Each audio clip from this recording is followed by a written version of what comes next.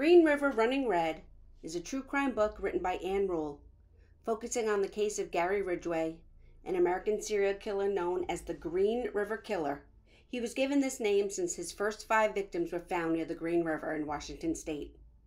In Green River Running Red, Ann Rule used her support for victims, no matter what their status or occupation, to demonstrate her compassion for all victims of violent crime. It took over 20 years to bring Gary Ridgway to justice for 49 murders. Ann Rule was an amazing true crime writer and a former Seattle policewoman who deeply cared for the victims and the families she wrote about. Unfortunately, Ann Rule passed in July of 2015. I am Teresa, and welcome to the Canvas and Crime Chronicles. Don't forget to hit the subscribe button so you will be alerted every time I upload a new video. During the course of the early 1980s to 2003, many dumping areas were found in Washington state with multiple victims. In July and August of 1982, the bodies of 5 young women were found in or near the Green River in South King County, Washington. It soon became evident to investigators that there was a serial killer actively operating. It took over 21 plus years for detectives to work through thousands of tips, follow up on missing women cases, collect thousands of pieces of evidence, and eliminate potential suspects. The first victims were identified as Wendy Lee Caulfield, 16, Deborah Lynn Bonner, 23, Marcia Faye Chapman, 31, Cynthia Jean Hines, 17, and Opal Charmaine Mills, 16.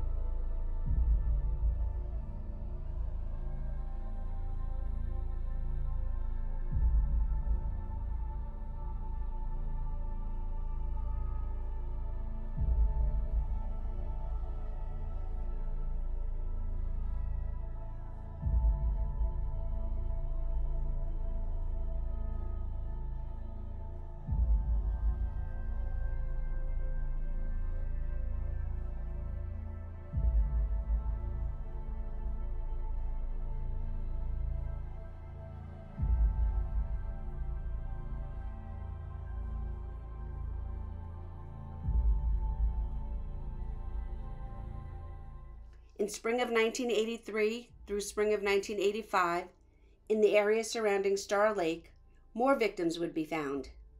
These women would be identified as Gail Matthews, 23, Dolores Laverne Williams, 17, Terry Renee Milligan, 16, Sandra Gabbert, 17, Alma Smith, 18, and Carr Ann Ross, 15.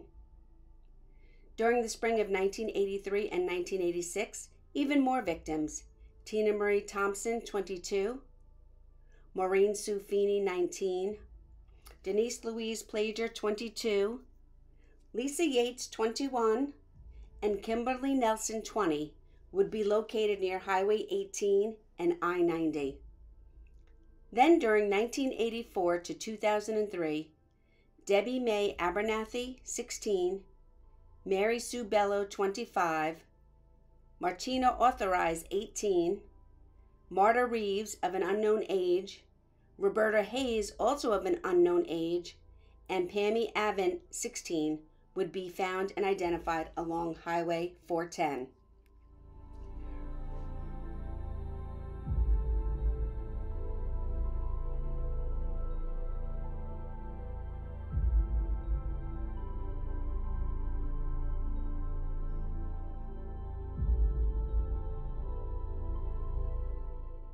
Remains of the women listed below were all found near the sound end of SeaTac Airport and Tyree Golf Course between 1982 and 1989.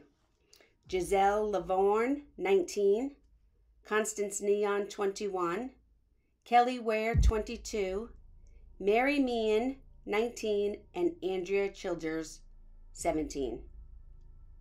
Between 1982 and 1985, Denise Bush, 23, Shirley Sherrill, 19, Sean Summers, 17, Cheryl Sims, 18, and unidentified remains would be found in Tigard, Oregon, at and near the SeaTac Airport near a ball field. Along Highway 18 in the mid-1980s, Cindy Ann Smith, 17, and Patricia Barzak, 19, would be found. Last but not least, the remains of Linda Rule, 16, no relation, Carol Ann Christensen, 29, Yvonne Shelley Antosh, 19, Colleen Renee Brockton, 15, Mary West, 16, Deborah Estes, 15, Patricia Yellow Robe, 38, April Buttram, 18, and Mary Malver, 18, would be found in areas around Kings County. A complete list of victims can be found in the description below. Don't forget to hit the subscribe button so you'll be alerted every time I upload a new video. Most of these victims were prostitutes, runaways, or came from a vulnerable situation. Gary Ridgway trolled the streets at night looking for young girls to have sex with. He would then strangle them and dump their bodies. He was a suspect as far back as 1982, but the police had no hard evidence. After being arrested for the second time in 1987 for prostitution, Gary's DNA was taken and put on file.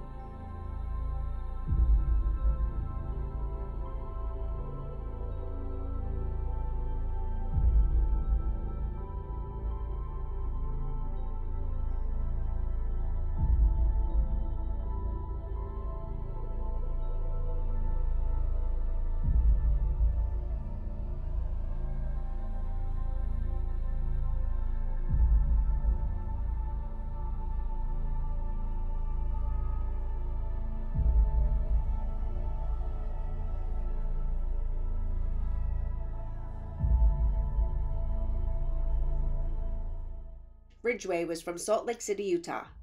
He had a troubled childhood and a somewhat dysfunctional family life. At 19, he married his high school sweetheart. He joined the U.S. Navy and was sent to Vietnam. This marriage only lasted 1 year, as he was actively engaging with sex workers while in Vietnam and contracted gonorrhea, which didn't stop him or cause him to use any form of protection.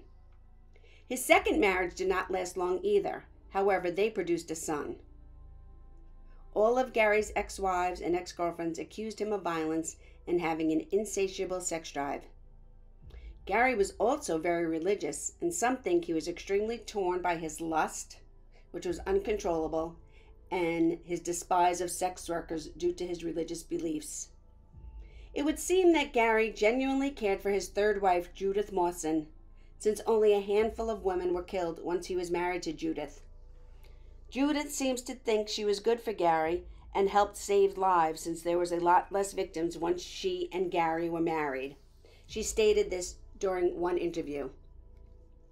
In 2001, Gary was identified through DNA swabs taken from some of the victims. There was also evidence obtained by forensics that found microscopic spray paint drops on the victims. This spray paint was used at Kenworth Trucking, where Gary was a spray painter.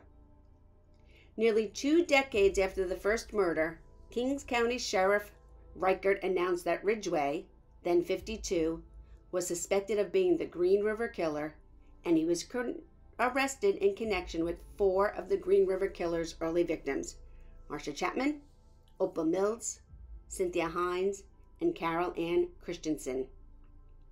On November 30th, 2001, Ridgway was at Kenworth Truck Factory when he was finally arrested.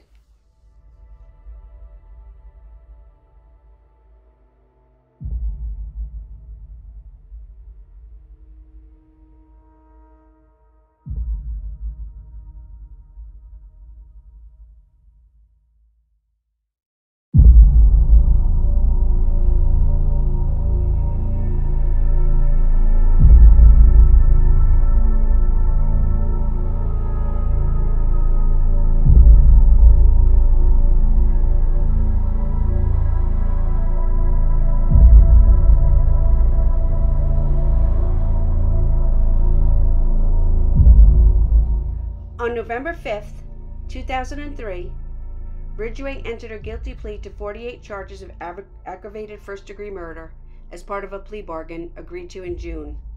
This would spare him execution in exchange for his cooperation in locating the remains of his victims and providing other details to his crimes. In his statement accompanying his guilty plea, Ridgway explained that he had killed all of his victims inside King County, Washington, and that he had transported and dumped the remains of some of the women near Portland to confuse the police. Ridgway said that these young women were easy to pick up without being noticed. He knew they would not be reported missing right away and might never be reported missing, and he picked prostitutes because he thought he could get and kill as many of them as he wanted without getting caught.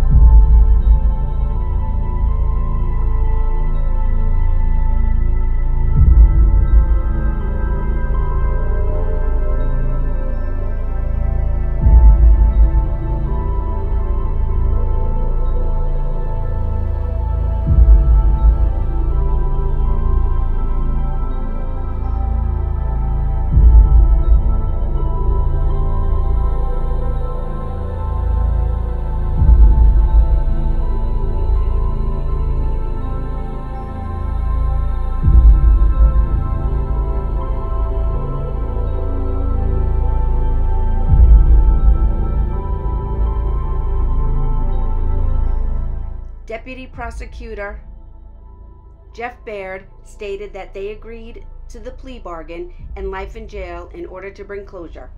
The plea bargain named 41 victims, although the police only had evidence to charge Ridgway with 7 murders. Gary was eventually sentenced to life plus an additional 480 years. He is serving his time at Washington State Penitentiary in Walla Walla. There are still young women missing to this day that some believe were also victims of Ridgway's. Kansas Ann Lee, 16, Becky Marrero, 19, Kelly McGinnis, 18, and Patricia Osborne, 19, to name a few. Thank you for listening to another episode of Canvas and Crime. If there is a story you would like to look into and recap, drop it in the comments. I avoid over-sensationalized serial killers and the over-popular stories, but feel free to offer suggestions. And don't forget to hit the subscribe button so you will be alerted every time I upload a new video. Thanks for watching and listening.